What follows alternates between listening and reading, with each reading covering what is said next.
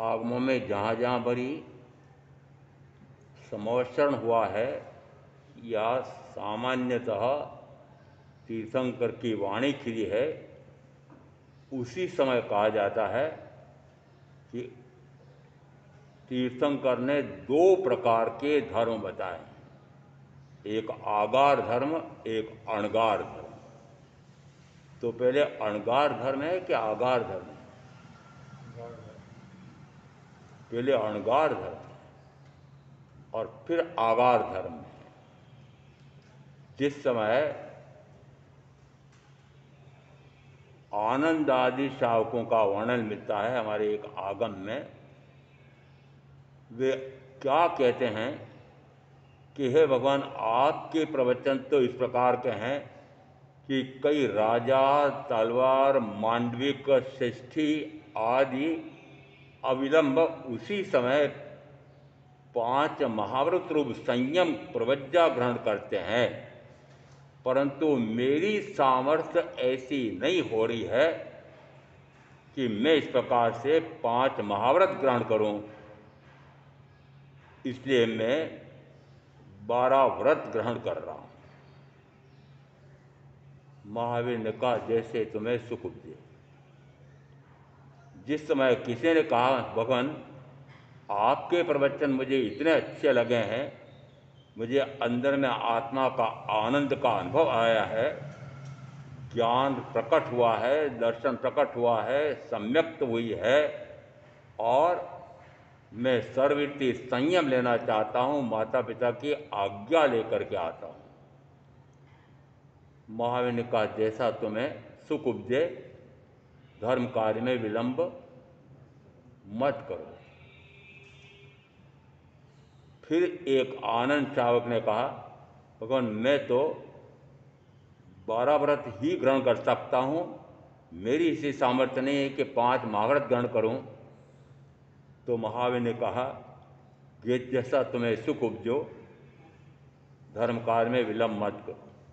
फिर एक कौणिक महाराजा आए, प्रज्ञापना सूत्र में, औपतिक सूत्र में उनका बड़ा विशेष वर्णन आता है। यहाँ तक वर्णन है कि उन्होंने अपने शहर के बाहर बगीचे में जो माली रखा हुआ था, उसको कहा कि यदि तीर्थंकर परमात्मा विहरण करते करते आ जाए तो मुझे तुरंत सूचना देना। वो प्रतीक्षारत है। एक दिन तीर्थंकर भगवान अपने शिष्यों सहित वहाँ आकर के समर्पित हुए। वो बड़ा प्रमोदित होगा और भागा भागा महाराजा कौणिक को बताने जाता है कि आपके परम आराध्य तीर्थंकर महावीर आपके उद्यान में समर्पित हुए हैं। उस समय उसको इतना प्रमोद आया, इतना आनंद का अनुभव आया कि उस भगवान को अपने मुकुट को छोड़ करके सारे आभूषण भेंट में दे दिए। किसके पीछे दिए? क्या सुन करके दिया? ये क्या सुन करके दिया? क्या आपके परम आराध्य तीर्थंकर महावीर आपके नगरी के बाहर फलोद्यान में समर्पित हुए हैं। सूचना पाते से इतना प्रमोद हुआ। आपको सूचना दी महामंत्री जी ने, प्रधान जी ने, कि उदयमुनि का चातुर्मास अगला 2023 का स्वीकृत हो गया है। आपने किस किस को कौन कौन सी भेंट दी?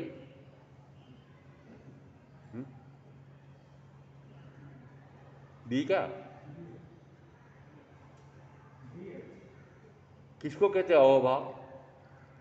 अच्छा, मान लो जिस समय कौणिक को इस प्रकार का समाचार मिला है, उस समय पूरा औपतिक वर्णन में कितना विस्तार से वर्णन है कि वो किस प्रकार से चतुरंगिणी सेना सहित तीर्थंकर महावीर के समोषण में वंदन प्रवचन श्रवण करने के लिए जा रहे हैं। तो उनकी सवारी का वर्णन मिलता है। इसका अर्थ है कि आगम में भी इस प्रकार का वर्णन मिलता है। विस्तार से वर्णन है, पूरा औपतिक सूत्र देखना, विस्तार से वर्णन मिलता है। फिर जिस समय प्रवचन सुनते हैं, प्रवचन सुनने के बाद इतनी प्रशंसा करते हैं, इतनी प्रशंसा करते हैं कि इस संसार में इस प्रकार का कोई भी वक्ता नहीं है, धर्म का स्वरूप, आत्मा का स्वरूप, शरीर का स्वरूप, मोक्ष का स्वरूप बताने वाला, मोक्ष का मार्ग बताने वाला ऐसा और कोई नहीं है। जैसे आप हैं, आपकी तुलना में कोई भी नहीं है, ऐसे आप हैं और ऐसे आपके प्रवचन हैं। इतने प्रशंसा करने के बाद फिर कहा, परंतु भगवान मैं अपने राज्य के संचालन के लिए वापस जा रहा हूँ, भगवान ने कहा, जैसे तुम्हें सुख उपजे वैसा करो। क्या कहा? जैसा तुम्हें सुख उपजे वैसा करो। अब जैसा उसको सुख उपजे, सुख किसमें उपज रहा है उसको? कि राज्य का संचालन करने में, राजा बनकर के राज्य का संचालन करने में। और राजा कैसा, ये भी देखो, राजा कैसा, अपने ही पिता को कारागृह में डाल करके उसके सिंहासन को हथिया लिया। किसने? पुत्र ने। ये औरंगजेब ने ऐसा किया, हमारे यहां नहीं आया क्या? आया है। कितना पुराना इतिहास है। इसका अर्थ है कि राज्य के लोभ में, राज्य सत्ता मेरे हाथ में आए तो कहां कहां तक मनुष्य चला जाता है कि अपने ही पिता को कारागृह में डाल करके राज्य हथिया लिया। और उसके बाद फिर आगे और क्या किया? फिर कारागृह में डाल दिया वो तो ठीक है, परंतु फिर प्रतिदिन कारागृह में जा करके और 100 से कोड़े मारना। अब तो कोड़े मारना समझ में नहीं आता होगा, तो कोड़े कैसे होते होंगे। तो तांगे वाला जिस समय घोड़ा ठीक से नहीं चलता है, उसमें वो चाबुक मारता है, उसे भी भयंकर वेदना होती है कोड़े मारने से। कोड़े, 100 कोड़े प्रतिदिन मारना। किसको? पिता को। आजकल पुत्र थोड़ा सा भी विपरीत जाता तो हम कहते पुत्र कैसे हो गया आजकल। वो हमारे यहाँ पुत्र देखो कैसा हो गया। और वह किसका भगत है? परम भगत। ऐसा परम भक्त है, और कार्य क्या कर रहा है? कार्य क्या कर रहा है? पूर्व के भाव का वर्णन मिलता है कि जिस समय एक संयमी मास कमंड की तपस्या कर रहे होते हैं और तपस्या का पालना करने के लिए निकलते हैं, भटकते फिरते हैं, भटकते भटकते राजद्वार पर पहुंच जाते हैं, और वहाँ राजद्वार के द्वारपाल उनको अंदर भी नहीं जाने देते हैं। वे वापस लौट जाते हैं, पुनः मांस खमन करके फिर पालना लेने के लिए जाते हैं। और उस समय द्वारपाल कहता है, महाराजा अस्वस्थ हैं। फिर एक मांस खमन और करते हैं और फिर पालना लेने जाते हैं। जिस दिन पालना लेने जाते हैं उसी दिन उनको बहुत अधिक बुखार चढ़ गया है, रोग हो गया है। और उस समय भी द्वारपाल ने कहा कि महाराजा अस्वस्थ हैं। उन्होंने कहा चौथी बार ऐसा हो गया है, निश्चित रहे यह मुझे आहार देना नहीं चाहता है और बहाने बनाता है। और उस समय यह अंदर में हाथ पक्का कर लिया कि यदि मेरे संयम और तप का कोई फल हो तो मैं इसका मारक बनूं, और वह जो मैं मारक बनूं, ऐसा अब कौन से भाव में आया है? कौणिक का भाव है, और पिता है महाराजा सैनिक। कहानियां मुझे कहने नहीं आती, याद भी नहीं रहती, क्या करना मुझे कहानियों से। परंतु कहानी के बिना आपको संतोष नहीं होता है। कल दिल्ली के बहुत सारे, फिर शाम तो 6:30 बजे तक दिल्ली के लोग आते रहे। तो कोई प्रवचन सुन के आया होंगे, महाराज आज उन्होंने प्रवचन में अमुक प्रकार की ऐसी कथा कही। तो मैंने कहा सारे साधु साध्वी कथा अवश्य कहते हैं, तो मेरा मात्र तात्विक विवेचन होता है। तो लोगों को लगता है ये कुछ रस तो आता नहीं उदय मुनि के प्रवचन में। आपको क्या चाहिए? भोजन रसीला चाहिए, चाहिए कि नहीं चाहिए? हाँ, भोजन रसीला चाहिए। पति पत्नी की बातें भी रसीली चाहिए। आपको सब जगह रस चाहिए। केवल एक रसनेंद्रिय का रस चाहिए ऐसा नहीं, पांचों इंद्रियों का रस चाहिए। इसका अर्थ है कि आप रसीले हैं, रस चाहिए, और मैं नीरस भाव वाला। नीरस यानी, और मेरे परम आराध्य महामुनि महावीर कैसे हैं? उनके भोजन में कितने रस होते थे? क्या षटरस भोजन होता था? आपके भोजन में? भाइयों को पूछता हूं, षटरस भोजन मिलता है क्या? 6 प्रकार के रस होते हैं भोजन में, उसको नाम दिया षटरस भोजन। तो षटरस भोजन, जिस समय भोजन में इस प्रकार के 6 प्रकार के रस, उस समय बड़ा स्वाद आता है, बड़ा मजा आता है। और मजा तो कजा, जिस समय भोजन में रस ले लेकर के, मजा ले लेकर के भोजन कर रहे हैं, निश्चित मानना कि रसनेंद्र का रस का मजा ले रहे हैं। मात्र यदि साधक है तो साधक शरीर को चलाने के लिए भोजन करता है, और महावीर महामुनि महावीर के भोजन के लिए कहा जाता है कि प्रथमतः तो वे नीरस भोजन ही लेते थे, परंतु यदि सरस भोजन में लेते थे तो नीरस भाव से भोग लेते थे। आपका बताओ। भाइयों से इसलिए पूछ रहा हूं कि सरस भोजन परसोते तो प्रीतमा कैसे लगती है, और नीरस भोजन बेगार कट भोजन बना करके रख दे तो ये कह करके कि आज मैं प्रवचन सुनकर के आए उदयमणि का, और उन्होंने कहा भोजन में जितना जितना रस बनाओगे उस रस के कारण से फिर सारा परिवार, पति भी बहुत रसीले, रस के चाटुकार हो जाएंगे, चट्टे हो जाएंगे, तो कर्म का भयंकर बंद होगा। इसलिए मैंने आज भोजन में रस बनाओ ऐसा नहीं किया है, नीरस भोजन बनाया है। तो अब आप भाई लोगों से पूछ रहा हूँ, भा जाएगा? भा जाएगा के लिए कहा जाता है कि सरस भोजन बने तो रति भाव आता है, और विरस भोजन बने तो अरति भाव आता है। और रति और अरति ये 16वां पाप है। 18 पाप में 16 पाप कौन सा है? रति अरति।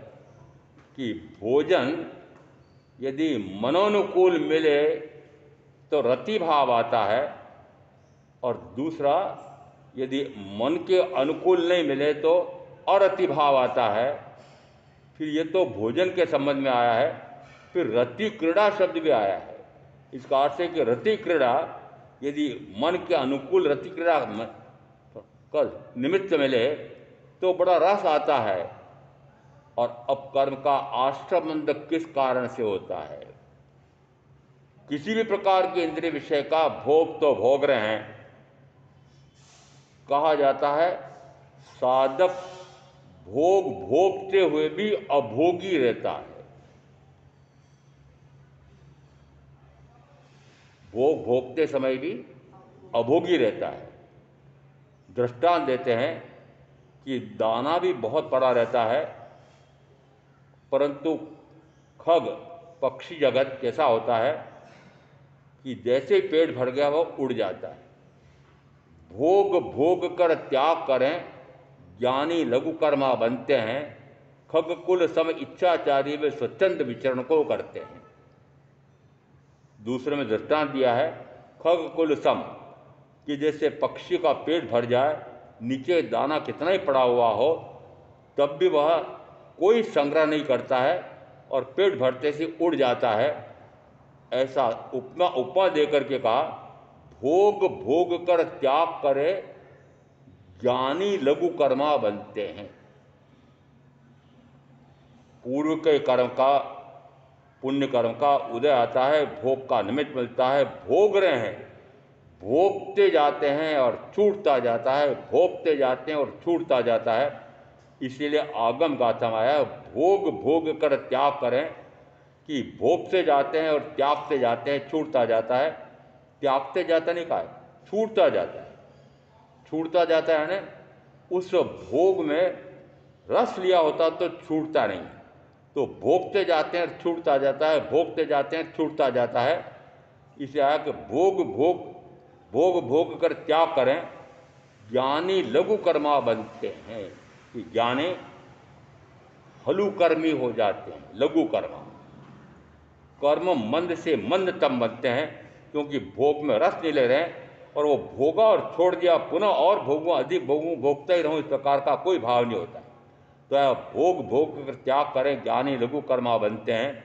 खग कुल सम इच्छाचारी वो स्वच्छंद विचरण को करते हैं। श्वेतांबर परंपरा में कहा जाता है, वर्धमान राजकुमार ने विवाह किया था। दिगंबर मानते हैं कि वे अविवाहित ही दीक्षित हुए थे। स्थानांक सूत्र के 5वें स्थान में आया है कि 5 ऐसे हुए हैं तीर्थंकरों में से कि जिन्होंने कुमार अवस्था में दीक्षा ली। उसमें 4 नाम ऐसे आए कि जिन्होंने विवाह नहीं किया था और उन्होंने दीक्षा ली। 5वां नाम वर्धमान राजकुमार का है। तो हमारे व्याख्याकारों ने क्या कर दिया कि कुमारावस्था में दीक्षा ली, ये मानना चाहिए। मैंने कहा 4 अन्य जो आ रहे हैं उसमें आया उन्होंने विवाह नहीं किया, तो फिर 5वें के लिए क्या गिनना चाहिए? वर्धमान राजकुमार के लिए क्या गिनना चाहिए? अविवाहित किया, ब्रह्मचर्य अवस्था में रहते हुए उन्होंने। और अनुत्तरयोगी तीर्थंकर महावीर के उपन्यासकार ने क्या किया, क्योंकि उनको मूलतः मान्यता के अनुसार वो दिगंबर है लेखक। अब श्वेतांबर दिगंबर में समन्वय करने के लिए उन्होंने रचना में क्या किया, ग्रंथ की रचना में, उपन्यास की रचना में, उसमें लिखा उन्होंने कि जो इसको उपन्यास रूप में पढ़ना चाहे वो उपन्यास रूप में पढ़े, जो महाकाव्य के रूप में पढ़ना चाहे वो महाकाव्य के रूप में पढ़ सकते हैं। महाकाव्य का भी रस है और उपन्यास का भी रस है, जो जिस प्रकार का रस लेना चाहे। तो उन्होंने दोनों परंपराओं में समन्वय करने के लिए एक स्थान पर पहले परस्पर में एक सेवक के माध्यम से मंजूषा में एक पत्र रख करके भेजा जाता है, और पत्र जाकर के जैसे वह मंजूषा संभलाता है, राजकुमार वर्धमान को दिया। राजकुमार वर्धमान ने लिखा, अमुक स्थान पर अमुक समय में मिलना चाहती हूँ, राजकुमारी यशोदा। उसी पत्र पर लिख दिया तथास्तु, कि जैसा तुमने लिखा है उस स्थान पर उस समय में वहाँ मिलूँगा। और वहाँ मिल कर के वार्ता क्या हुई? वार्ता यूँ हुई कि तुम मुझसे विवाह क्यों करना चाहती? तो जैसे प्रेमी प्रेमिका का मिलन होता है, उस प्रकार का मिलन करा करके, और महावीर ने कहा मुझे तो भोगों में रह है नहीं और मैं तो सर्ववृत्ति संयम लेना चाहता हूँ, इसलिए तुम मेरे उसमें बाधक क्यों बनना चाहते हो? तो वार्ता इस प्रकार से की गई है कि श्वेतांबर परंपरा की मान्यता भी कायम रह गई और दिगंबर की कायम रहेगी। कि दिगंबर में माना जाता है कि उन्होंने विवाह नहीं किया, और श्वेतांबर में कहा जाता है कि विवाह किया। और मैं व्याख्या में ऐसा कहता हूँ कि विवाह तो किया है, परंतु भोग भोग कर त्याग करें, ज्ञानी लघु कर्मा बनते हैं, ये भी आगम व्याप्ति है। और आपको पता है पूर्व के काल में मैंने भी अनुभव किया है, डेढ़ावर होता था। डेढ़ावर यानी क्या? पति डेढ़ी उम्र का। अब यदि डेढ़ी उम्र का गिने तो जिस समय वर्धमान राजकुमार ने सर्ववृत्ति संयम लिया था, उस समय ये तो पक्का है कि 30 वर्ष के वर यौवन में उन्होंने सर्वस्व का परित्याग करके सर्ववृत्ति संयम लिया था। तो उस समय महारानी यशोदा को कितने वर्ष की मानना? 20। अब अनुमान करो कि भर यौवना 20 वर्ष की सर्वांग सुंदर ऐसी पत्नी को छोड़ करके और भर यौवन में राजकुमार वर्धमान सर्ववृत्ति संयम ले रहे हैं, तो क्या वो भोग भोग करके रस ले रहे थे? भोग भोग करके सामान्यतः पति पत्नी के बीच में कि भोगता है, उस भोग में संतुष्टि मिलती नहीं है। चाहे एक इंद्री का सुख कहें, क्या दूसरी तीसरी चौथी पांच का कहें, जिस इंद्री का भोग भोगते हैं उस इंद्रिय विषय के भोग को भोगता है, कुछ समय का सुख मिलता है, कुछ समय का सुख मिलता है ना। पहले आए क्षणमेत्य सुखा बहुकाल दुखा बगाम सुखा अणिगाम सुखा क्षणमेत्य सुखा, कि क्षण मात्र का सुख प्राप्त होता है। उस क्षण मात्र के सुख के पीछे पहले बहुत काल तक दुख उठाता है। बहुत काल तक, यानी क्यों कहा बहुत काल तक? कि जब से पढ़ने के लिए योग्यता प्राप्त होती है 7, 8, 9 साल से, हमारे यहाँ तो 8 साल की बात कहा गया है। जब वो 8 वर्ष का हो जाता है तो कलाचारी के पास पढ़ने भेजा जाता है। कितने वर्ष का? 8 वर्ष का। आजकल 8 महीने का।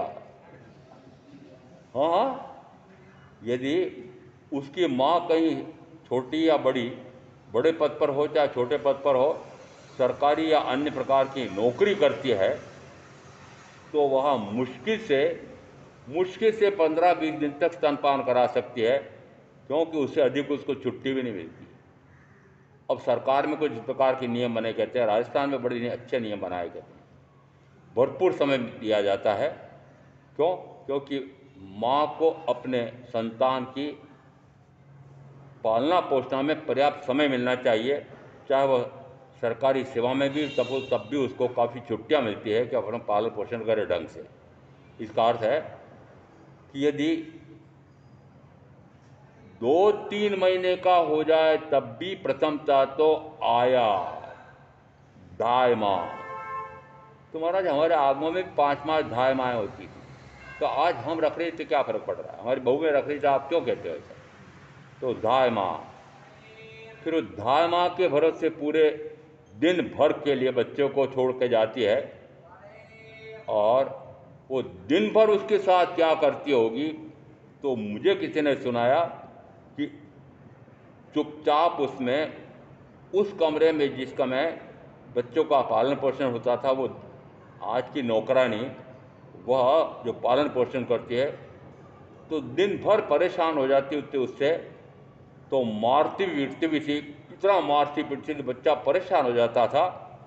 और जिस समय मैडम के आने का समय हो जाता था, उस समय बच्चों को बढ़िया वापस नहला धुला करके और वस्त्रों से सुसज्जित करके और बड़े प्यार से गोद में लेकर के बैठी मिलती है। जिस समय वापस लौट करके आती है, माँ उस समय उसने देख लिया था, कैमरे में सारा कैद था कि उसने दिन भर इस बच्चे को किस प्रकार से दुखी किया था। समझ में आता है क्या करती है? एक पति है, एक पत्नी है, एक पहले 2-3 साल का बच्चा है, एक और बच्चा हुआ है। कितने परिजन हैं? अरे परिवार कितना बड़ा है? सास ससुर साथ में है क्या? माँ बाप साथ में है क्या? अरे आपको पूछ रहा हूँ, आपका परिवार कैसा है? बेटे बहू साथ रहते हैं? मैंने तो सुना यहाँ तक कि जिस समय विवाह के लिए, सगाई के लिए युवक युवती सम्मेलन होता है, उस समय वो युवतियाँ एक बड़ा पर्चा लेकर के घूमती है और प्रत्येक होने वाले उस वर के सामने जाकर खड़ी होती है। उस समय उस पर्ची में जो जो लिखा होता है वो सारा पढ़ती है कि यह अमुक वस्तु है कि नहीं, अमुक साधन है कि नहीं, अमुक ऐसा है कि नहीं, कि कोठी ठीक से बनी हुई है, कि कार कितने करोड़ की है, ये सारी बातें पूछते पूछते फिर वो अंतिम पूछती है तुम्हारे माता पिता तो नहीं है? क्या पूछती है? क्या बिना माता पिता के बच्चे हो जाते हैं क्या? और क्या माता पिता तो नहीं है? यदि तुम्हारे माता पिता हैं तो मैं माता पिता के साथ नहीं रहूंगी, मैं गांव में नहीं रहूंगी। समझ में आ रहा है? तो पहले तो सारी सूची पूछती है वो क्या क्या होना चाहिए, तो क्या क्या होना चाहिए, तो फिर नौकरी कैसी है, पैकेज कितना है, कमाई कितनी है, और कितने सारे जितने भी घर में साधन सुविधाएं होनी चाहिए वो सारी साधन सुविधाएं हैं कि नहीं। महानगर में राजधानी में रहते हो कि कहाँ रहते हो? गांव में नगर में रहना नहीं चाहूँगी मैं, महानगर में राजधानी में रहूँगी, गांव में नहीं आऊँगी। और तुम्हारे माता पिता गांव में रहते हैं तो मैं गांव में बिल्कुल नहीं रहूँगी, उनको मेरे नगर में मेरे पास आने भी नहीं दूँगी। फिर क्या करता हो? मजबूर है, लड़कियां कम पड़ गई आजकल, तो मजबूरी में सारी बातें स्वीकार। और नहीं मिले लड़कियां तो मैंने अभी गया मैं उधर, तो पता लगा कि ऐसी स्थिति हो गई आजकल कि लड़कियों की संख्या अनुपात में घट गई है और अब वधुएं मिलती नहीं हैं। 5 लाख 7 लाख 10 लाख खरीद करके ला रहे हैं। कौन सी जाति की है, कौन से संस्कार हैं, कुछ पता नहीं। वो दलाल लोग वो सारा कार्य करते हैं और जितने लाख का सौदा होता है वो एक बार तो उसका इतना हिस्सा तो वह दलाल ले लेता है। यहाँ तक होता है कि माता पिता को तो उतना रुपया मिलता नहीं है, उससे अधिक रुपया दलाल ले लेता है। यदि 10 लाख में सौदा हुआ है तो 10 लाख उसके माता पिता उससे ले लेता है जिसको लड़की चाहिए। इसका अर्थ क्या हुआ? हमारे संविधान में ये इस प्रकार से शरीर का क्रय विक्रय असंवैधानिक घोषित करा है। कानूनी संविधान में भी निषिद्ध है, पर इस प्रकार के शरीर बिक रहे हैं कि नहीं? क्या बिक रहे हैं? शरीर बिक रहे हैं कि मांस मट्टी बढ़कर बिक रहा है? क्या बिक रहा है? सौंदर्य बिक रहा है, मानसिक शरीर बिक रहा है। कौन बिक रहा है? आत्मा तो बिकती नहीं, आत्मा तो अलग है। तो कौन बिक रहा है? और संविधान में लिखा है 17 में शायद अनुच्छेद 17 कि इस प्रकार से शरीर का व्यापार व्यवसाय नहीं होगा। शरीर खरीद बिक्री नहीं। बैठ बेगार को निषिद्ध किया जाता है। बैठ बेगार, राजा ने बुला लिया, ठाकुर साहब ने बुला लिया, बैठ बैठ गया बेचारा। तो दिन भर उसको जो काम कराना था राजमहल में वो काम कराया और शाम को बिना कुछ दिए भगा दिया। तुम हमारी प्रजा हो, और प्रजा है तो राजा का महल बनाना है, मरम्मत करना है, ऐसा करना है तो उसमें तुमको काम करना पड़ेगा। तो उसको कहा जाता है उसमें बैठ और दिन भर बेगार का। तो संविधान में वो शब्द लिखे हैं, बैठ बेगार अब असंवैधानिक घोषित की जाती है। इसका अर्थ है कि शरीर को खरीदना ना बेचना, चाहे कुछ घंटों के लिए या जीवन भर के लिए, वो कानून से नहीं संविधान से निषिद्ध किया गया है। पर सारा चल रहा है, सारा चल रहा है। इसका अर्थ क्या निकला कि कहाँ कहाँ तक की समस्या आ गई। तो मैं इसलिए कह रहा हूँ कि आजकल विकृतियाँ कितनी अधिक आ गई है। जिस समय वर्धमान राजकुमार सर्ववृत्ति संयम लेते हैं उस समय वे भर यौवन में हैं 30 वर्ष। आजकल मैंने सुना है कि 30, 32, 35 वर्ष, 40 वर्ष की जोड़ियाँ बनती हैं। 30-35 की जोड़ी, 35-40 की जोड़ी। मैंने कहा 30-35 और 35-40 की जोड़ी बनती है, फिर उनके बेटे भी इसी प्रकार से 30-32-35 के आसपास फिर शादी करना चाहेंगे। उस समय उन माता पिता की उम्र कितनी हो जाएगी? उस वक्त माता पिता जीवित भी रह पाएंगे कि नहीं? और जीवित भी रहेंगे तो फिर कर क्या पाएंगे? समझ में आ रहा है? सारी पारिवारिक अवस्था, पारिवारिक व्यवस्था चरमरा गई है। जिस समय फोन आया अमेरिका से,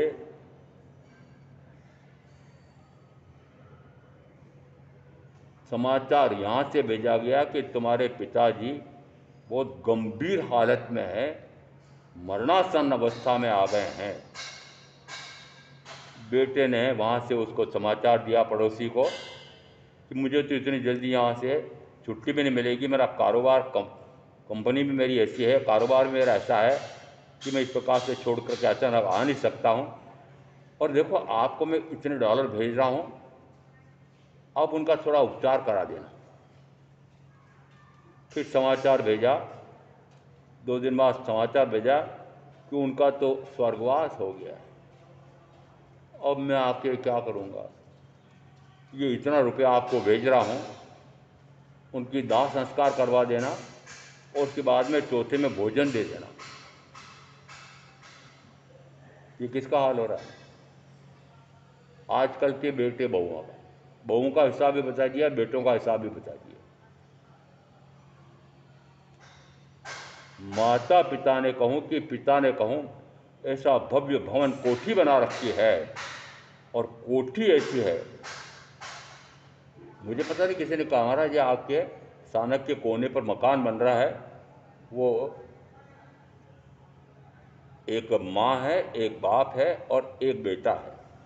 मैंने कहा कोठी ये 2.5 व्यक्तियों के लिए बन रही है, और कोठी में रहने वाले तो 500 तक हो सकता है, इतनी बड़ी कोठी है। क्या हो रहा है? तो उस समय मैं कहता हूँ कि जो हिंदू किसी भी प्रकार के हों, इस प्रकार के भवन कोठियाँ बना रहे हैं, वो मुसलमान सारे कहते हैं, मैंने तो सुना हुआ है, मुसलमान क्या कहते हैं, अरे अपने लिए तो बना रहे हैं।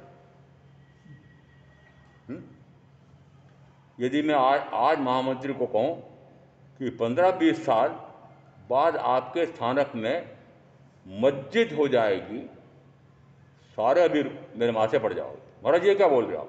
मैंने कहा सही बोल रहा हूँ। मैंने कहा सही बोल रहा हूँ। क्यों बोल रहा हूँ?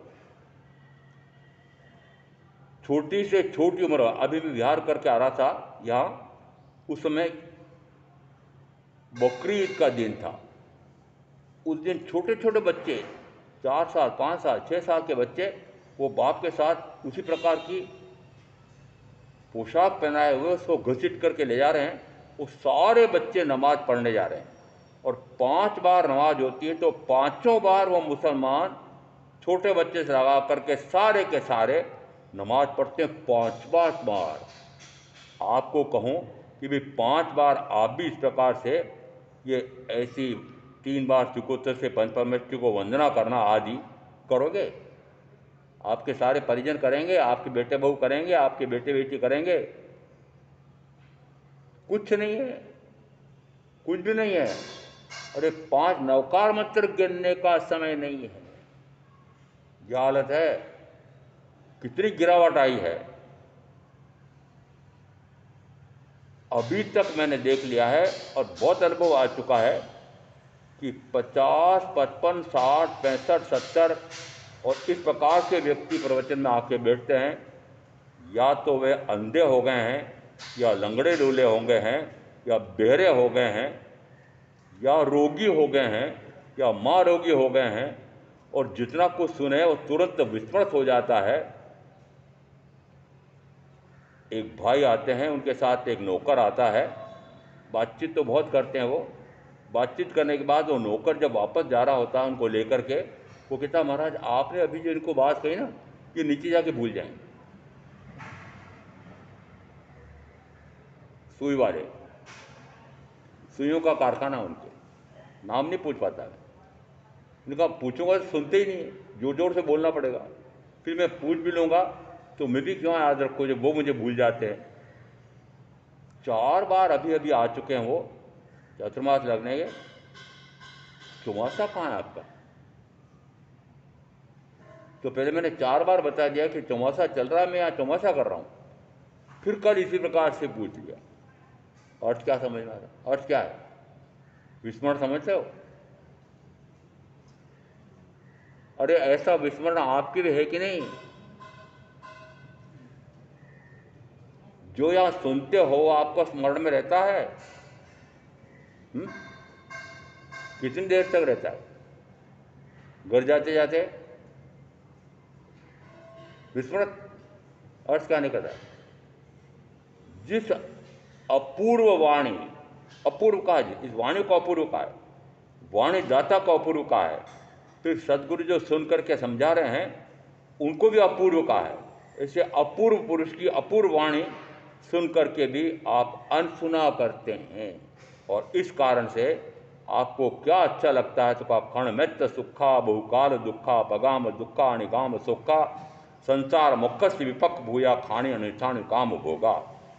कि काम भोग अनर्थ की खान है। वो अनर्थ की खान क्यों कहा? कि उन काम भोगों की प्राप्ति के लिए पहले वह कितने काल तक घोर परिश्रम करता है, और परिश्रम करके सारे भोग साधन जुटाता है, और भोग साधन जुटा करके कुछ समय के लिए भोग भोगता है, और कुछ क्षण का उसको सुख प्राप्त होता है, और संतुष्टि होती नहीं है, और भोगों, अधिक भोगों, भोगता ही रहूं, इस प्रकार का भाव आता है। तो शब्द दे रहे हैं सूत्रकार, क्या शब्द देते हैं?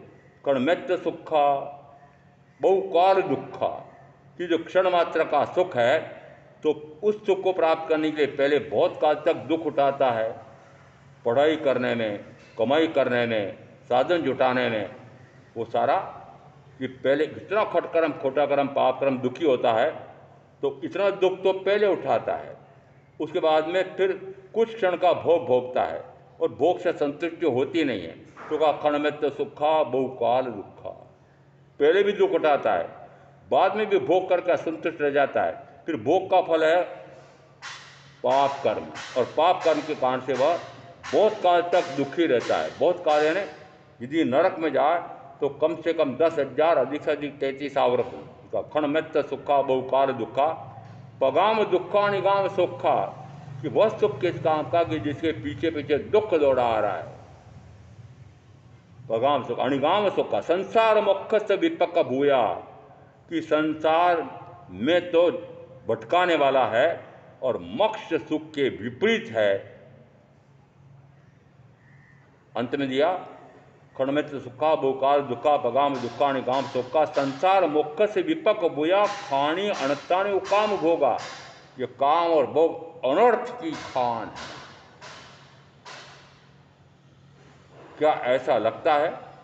सबोम बिलबीयम बियम सबोम नटविड्यम सबोम नट्टम विडम्बियम सब्वे आभरण भारा सब्वे कामा दुहावहा। सबसे पहले कहा कि सारे काम भोग ये विलाप तुल्य हैं। सबोम बिलबियम गियम सबोम नट्टम विडम्बियम, कि जितने गीत संगीत आदि हैं ये विडम्बना रूप हैं। सबोम बिलबियम गियम सबोम नट्टम विडम्बियम सब्वे कामा आभरणा, कि सारे काम भोग ये सारे आभरण भार तुल्य है, और सारे काम भोग दुखा हुआ है, दुख देने वाले हैं। वर्तमान में थोड़ा सा सुख मिल रहा है, और अनंत काल तक दुख मिलने वाला है। चाहे तिरंज गति में जाएं, चाहे नरक गति में जाएं, काम और भोग ये कहाँ ले जाने वाले हैं? कि सीधे नरक तिरंज में दुर्गति में ले जाने वाले हैं। और चाहे कितना ही कहूँ तब भी ये काम और भोग कहा जाता है। 3 इंद्रियां कामी है और 2 इंद्रियां भोगी हैं। कर्णेंद्री, चक्षुंद्री, घ्राणेंद्री ये कामी है, कामना करती है, और रसनेंद्री और भोगेंद्री ये भोगता है, भोगती हैं। इस कार से कि इंद्रियां कामी हैं, इंद्रियां भोगी हैं। आप तो नहीं ना? अरे इंद्रियां स्वतः भोग सकती है, भाग कर सकती है, इन इंद्रियों के माध्यम से मैं इस प्रकार की कामना करता हूँ, मैं इस प्रकार का भोग भोगता हूँ, ये मानो पक्का। और यदि ये इस प्रकार के काम भोग भोगते भोगते, कर्म बांधते बांधते आयुष का काल पूरा हो तो कहाँ जाओगे? ये सारे पाप कर्म हैं। और इसी कारण से ये जो अभी वर्णन आ रहा है,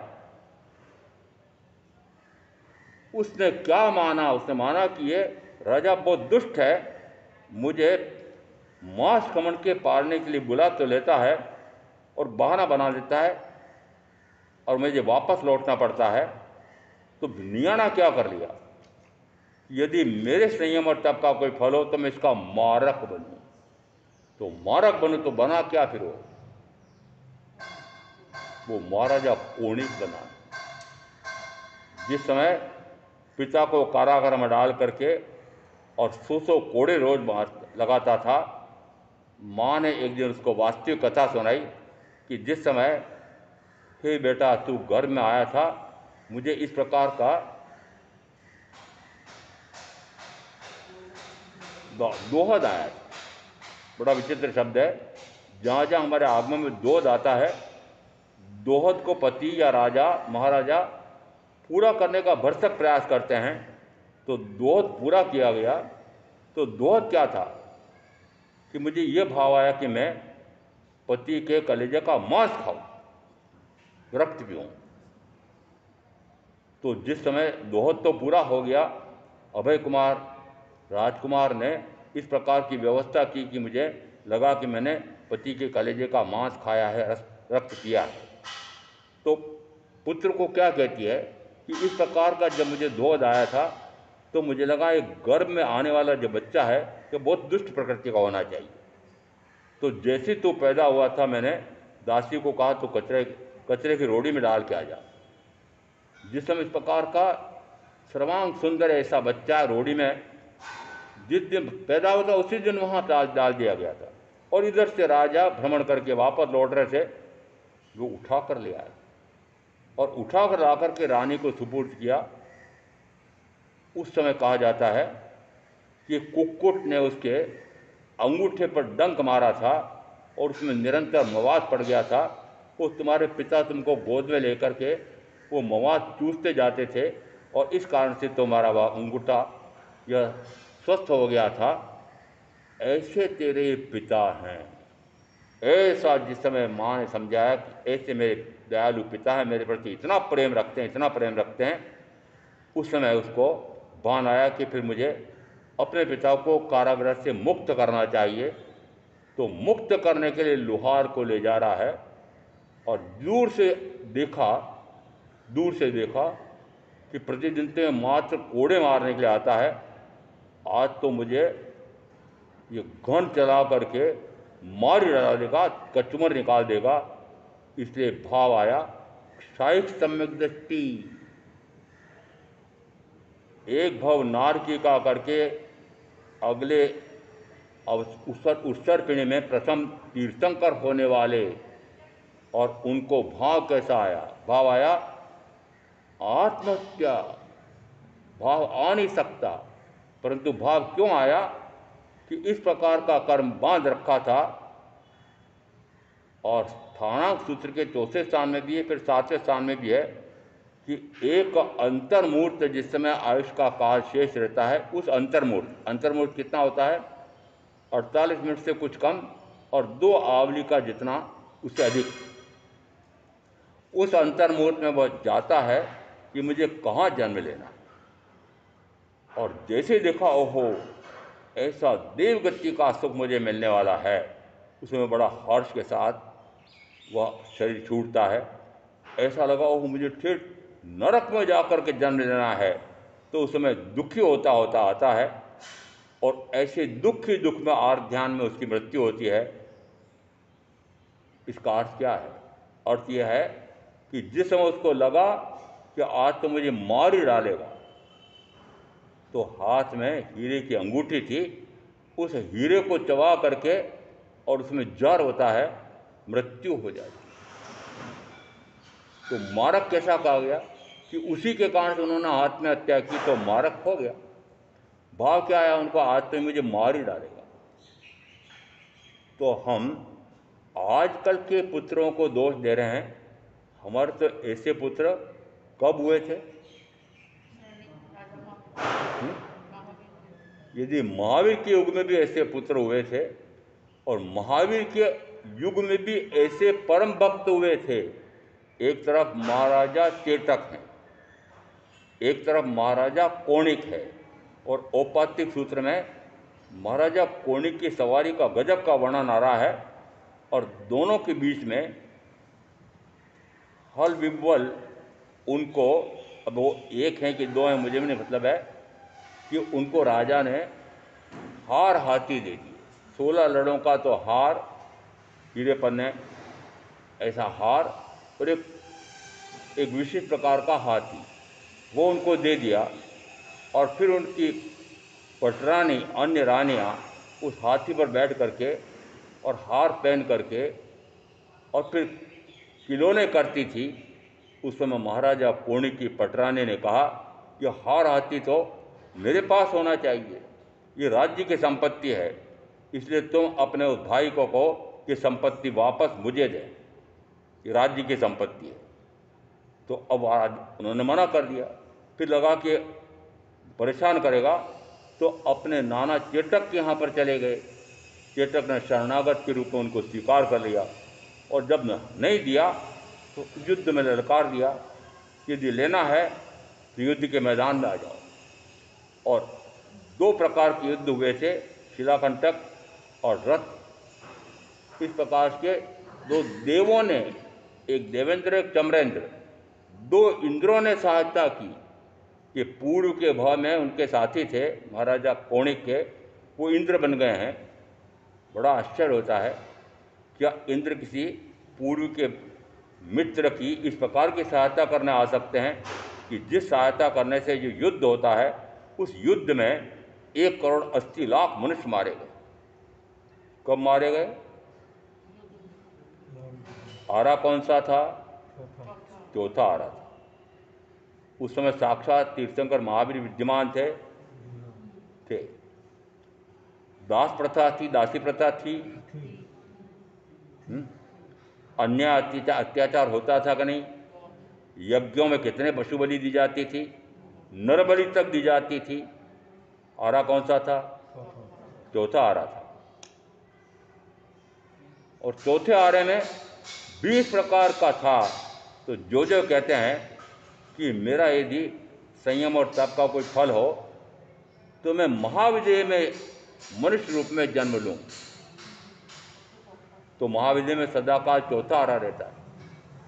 तो क्या चौथा आरा यदि यहाँ भी रहा है, तो भरत क्षेत्र के चौथे आरे में जो मैंने बताया कि इस प्रकार का होता है, तो क्या महाविजय में ऐसा नहीं होता होगा? तो फिर क्यों भाव आता है कि मैं, मेरे संयम और तप का फल हो तो मैं महाविजय में मनुष्य बनूं? और वर्णन मिलता है कि यदि इस प्रकार का फल मांगा तो महाविजय में मनुष्य तो बन जाएगा, आगे कुछ नहीं कर पाएगा। यदि मेरे संयम और तप का फल हो तो मैं इस भाव में तो सम्यक प्रकट नहीं कर पाया, और अगला भाव मेरा ऐसा हो कि मैं सम्यक प्रकट कर लूँ, तो सम्यक तो प्रकट हो जाएगी, परंतु आगे कोई साधना नहीं कर पाएगा। यदि इस भाव में तो मुझे सम्यक तो हो गई, परंतु सर्ववृत्ति संयम नहीं ले पाया हूँ, तो अब मेरे संयम और तप का कोई फल हो तो मैं अगले भाव में संयम ले लूँ, तो संयम तक पहुँच जाएगा, आगे कुछ नहीं कर पाएगा। अर्थ क्या हुआ कि अपने संयम और तप का फल मांगा, वो सीमित मांग लिया। और संयम का फल है सर्व प्रकार के कर्मों को अनिरुद्ध करना, और तप का फल है व्यवधान को प्राप्त होकर के अक्रिय होकर के सिद्ध हो जाना। यदि संयम और तप का इस प्रकार का फल एक वो सिद्ध अवस्था प्रकट कर सकता है, सिद्ध हो सकता है, तो जहाँ सिद्ध हो सकता है उसके स्थान पर यदि उसने मात्र महाविजय में मनुष्य बनने तक अपने आप को सीमित रख लिया, या जो जब भी बताया कि वहाँ तक सीमित रख लिया, तो वहाँ तक ही सीमित रहेगा और आगे की साधना नहीं कर पाएगा।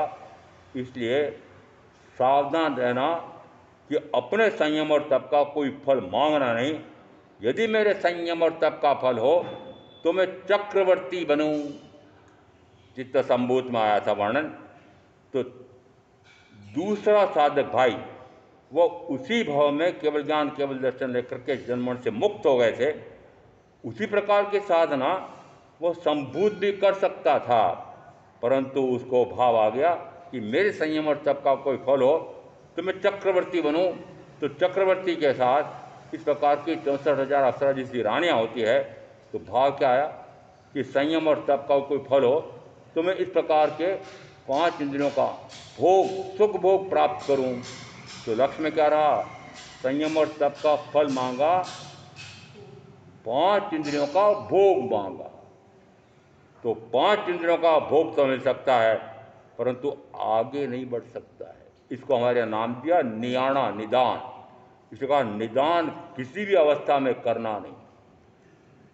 तीर्थंकर महावीर ने एक बार स्वयं सारे श्रमण समणियों को इकट्ठा किया और यहाँ तक कहा, यदि किसी को महाराजा शनि को देख करके भाव आता है कि मैं भी इस प्रकार से महाराजा शनि जैसे इस प्रकार की महारानियों के साथ भोग भोगूं, या साथियों का कभी ऐसा भाव आता है कि मैं भी इस प्रकार से चेलना जैसे इस प्रकार के भोग भोगूं, तो इस प्रकार का भाव नहीं करना। यदि भाव आया हो तो तुरंत उसका पश्चाताप धिक्कार करके उस भाव को ओसिरा दो।